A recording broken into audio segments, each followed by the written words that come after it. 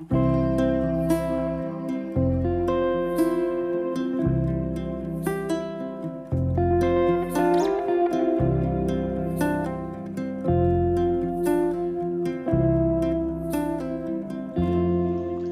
teman-teman, penghobi bonsai kelapa, balik lagi bersama saya di channel KD28.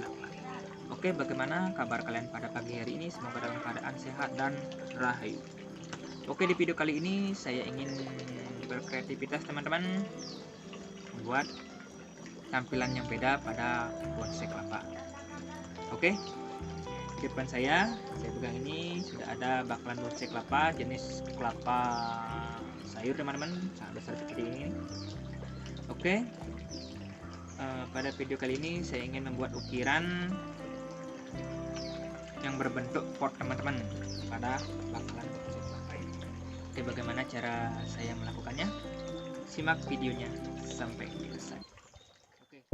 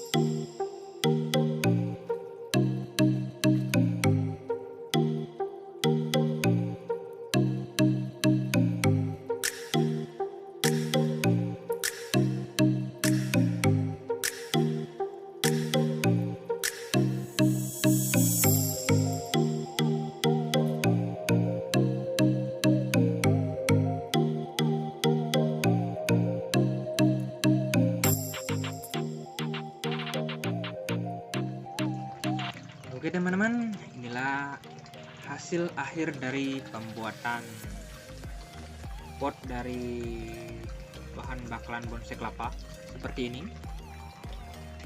Nah, ini bentuknya teman-teman, hasil akhirnya. Dan yang tadi yang di atasnya ini saya potong teman-teman untuk dapat menyayat pada bagian tapis-tapisnya ini juga teman-teman. Karena kalau ini tinggi ya kayak tadi itu, ini tidak bisa disayat teman-teman, jadinya dia membesar. Kalau seperti ini ya lebih mudah untuk melakukan penyayatannya teman-teman. Oke, ya, cukup simpel pembuatannya.